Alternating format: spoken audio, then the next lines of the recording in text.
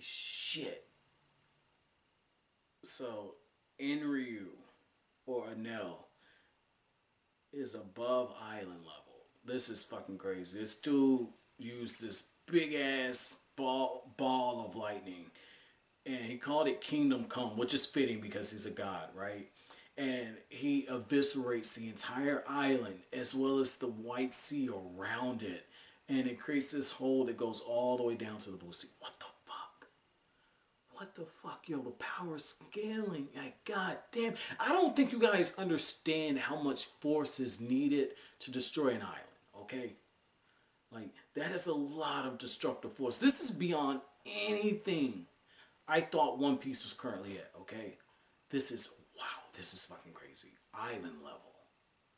Island level. Just let that sink in. Island level. Wow. Wow. And the thing is and I have to point this out before I go any further in the review, or whether before I get the review started.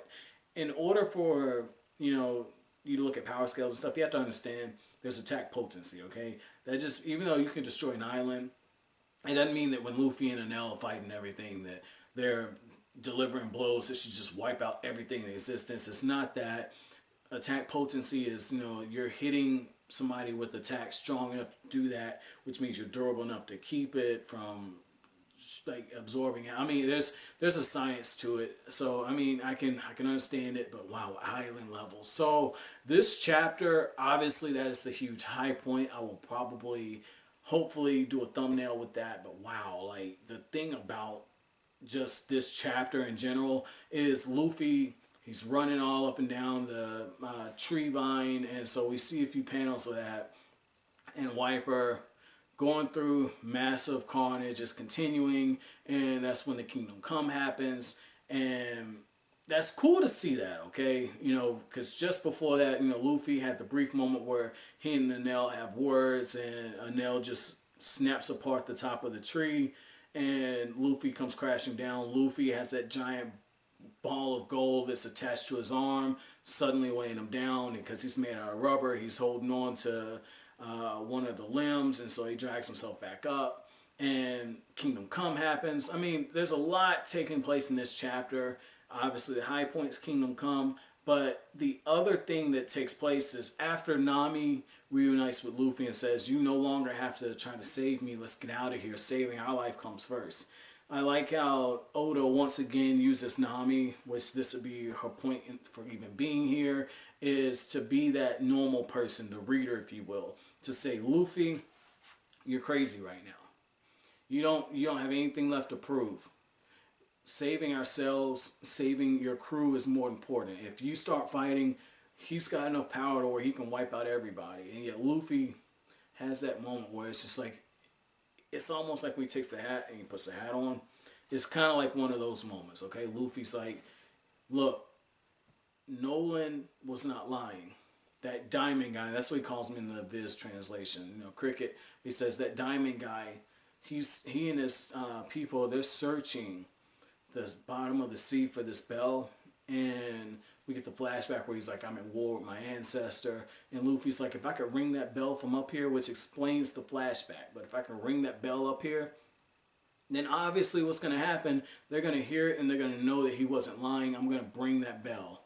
And just to see how Luffy is so dead set on it, very beautiful. Very beautiful. I love that. And Luffy just has it in his head that that's exactly what he's going to do. And I feel like he and Wiper are probably going to be going together because Wiper is trying to climb the vine as well.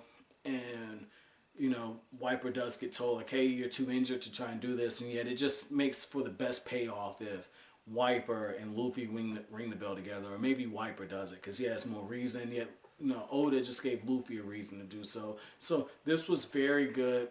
Fairly simple chapter. Like I said, this is one of those chapters where not a lot happened in terms of in the grand progression, and yet one major event takes place, and then we have the whole thing with Luffy where he's just so determined to ring the bell and let Noland's ancestors know, hey, it's okay. Not ancestors, descendants know it's okay. You weren't being lied to. And it's one of those things where it goes right back into faith. Where you have non-believers And Luffy at this point is kind of playing the opposite role, where Luffy is saying, look, you might be losing your faith a little bit. I'm giving you something to believe in. You know, you just been looking in all the wrong places for your answers. The answers weren't below you, they were above you. And so I like how Oda very subtly just puts that in there.